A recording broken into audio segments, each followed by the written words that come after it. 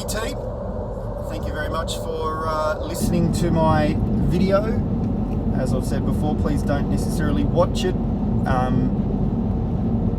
Basically the picture of me will be driving the car, and it's usually about 5 a.m. in the morning and I drive on the freeway. It's the same most of the time. So I want to make a quick video this morning about criticism and receiving criticism. Sure, I could go off and, giving criticism, giving criticism as well is probably a good thing to add into there. Essentially, it falls under the umbrella of communication. So, why is criticism good? Criticism is really good. I don't think anybody... Well, why is it good? Because it gives you the opportunity to improve. So what I want you to understand out of that is that it's how you interpret it.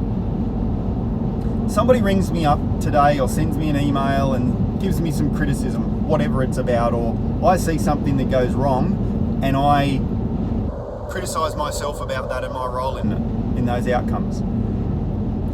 I don't curl up in the corner and suck my thumb in the fetal position. Alright? It's like, what can I do better and what can I do to improve out of this? And how can I help somebody else to improve out of this? Alright? That's why I do these videos.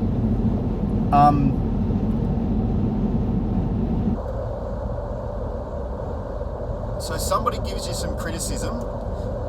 The first thing you need to think is A, thank you very much, and then B, how can I improve out of this?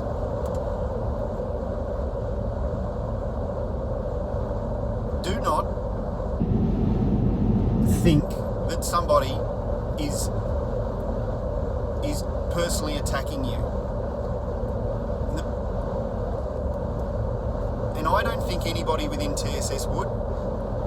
And even if it's from outside of TSS and somebody's attacking you and they're personally attacking you, don't take it that way. Don't interpret it that way. Go, cool, what can I see out of what can I get out of this to take a self-improvement?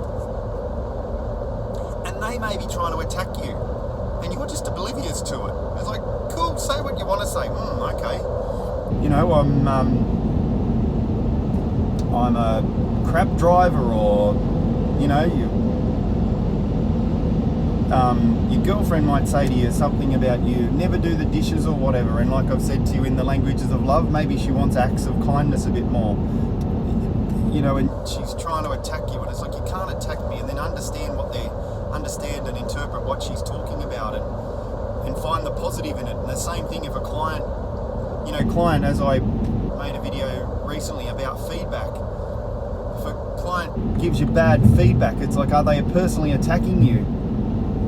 How can you improve? Like, they only gave you a score of 5 out of 10 and you thought you were 10 out of 10. Well, what can you do to improve out of that?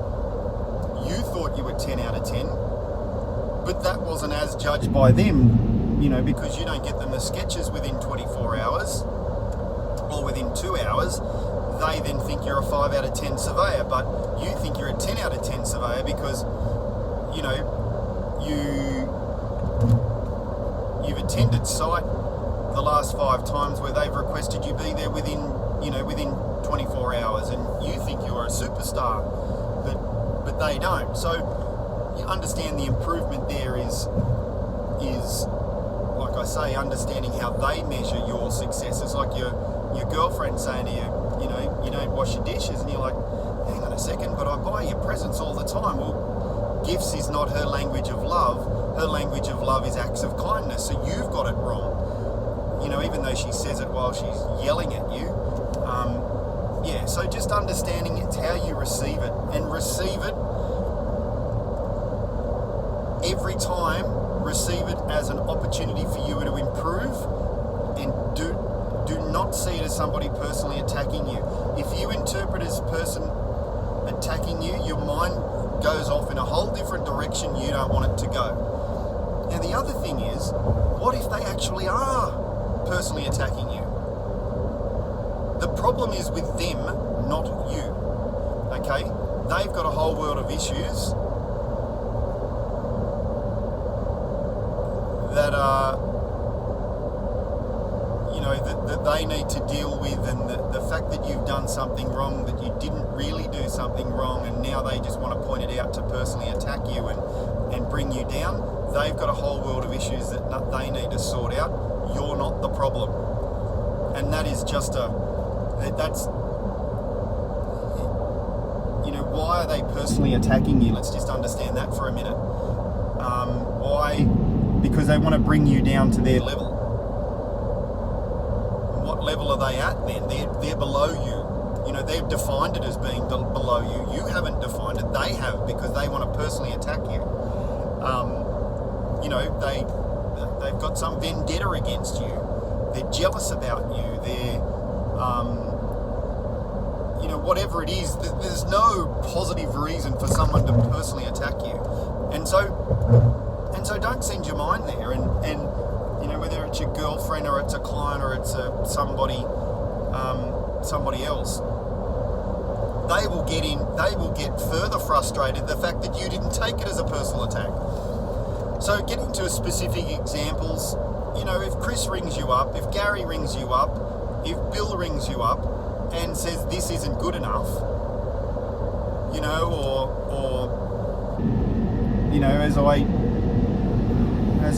as I was blown away with by the other day, Tony down in Melbourne, for one of our rail projects, got a few different people on it. He set down some rules and guidelines for doing, saving data and coding and whatnot on his particular job. If he gets angry, if Tony gets angry at you about something, or not angry, but says, hey, you need to improve here, don't take it as a negative. Take it as an opportunity for you to improve. They're not trying to personally attack you. Okay?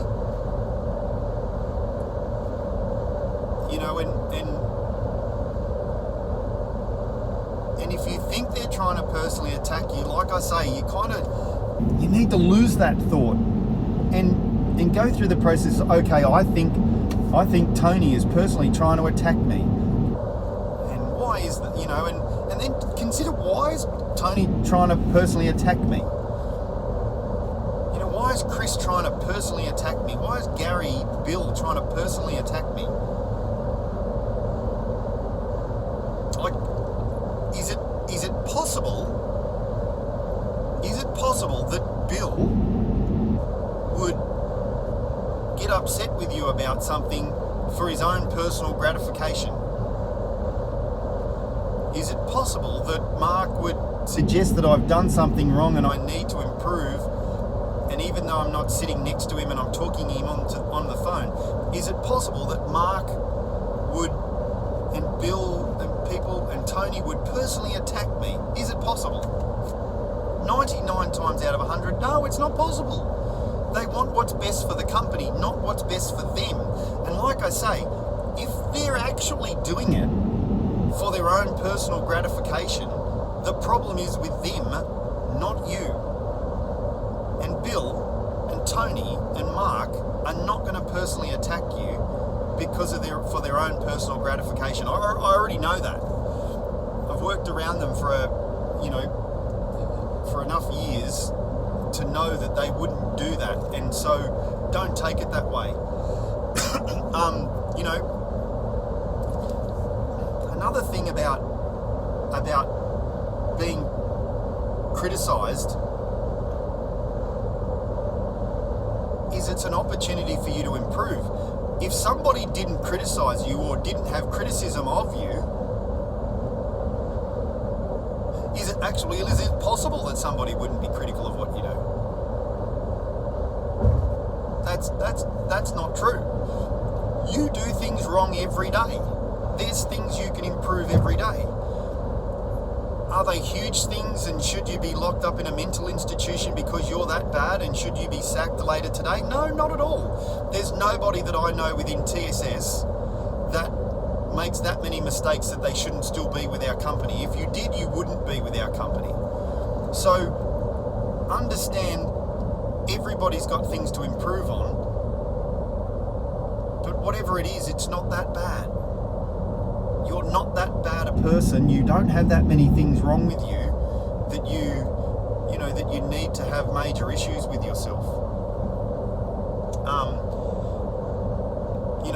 And so I actually like it when people are critical of what I do. And send me an email, give me a phone call, send me a text message if you want to talk about things that you're critical of that I do. And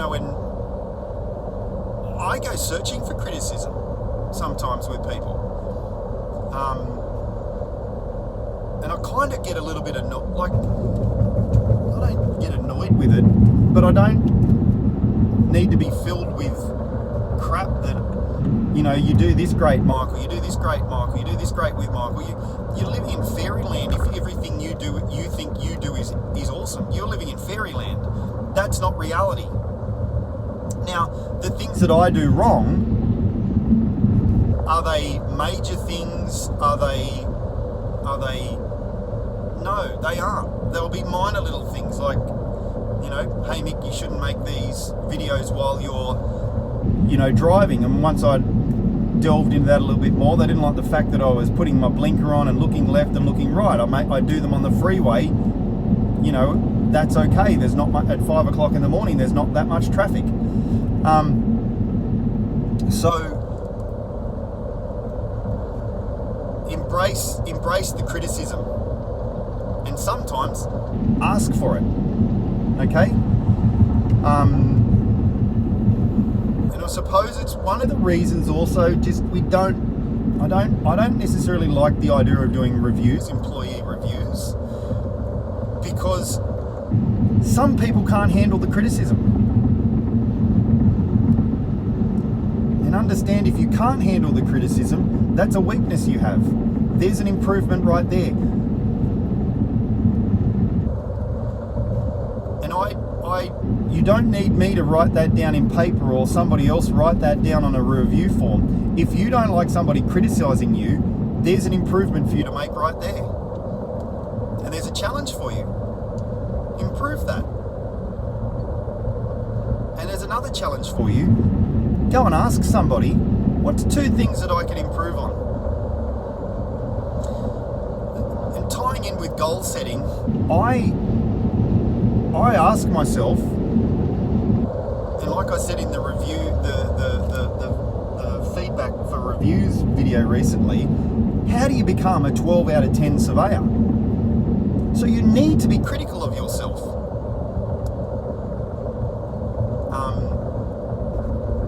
Face those criticisms, embrace them, and improve. All right. Like I said, if you've got any feedback that you want to give me, feel free to send me an email. Thank you very much.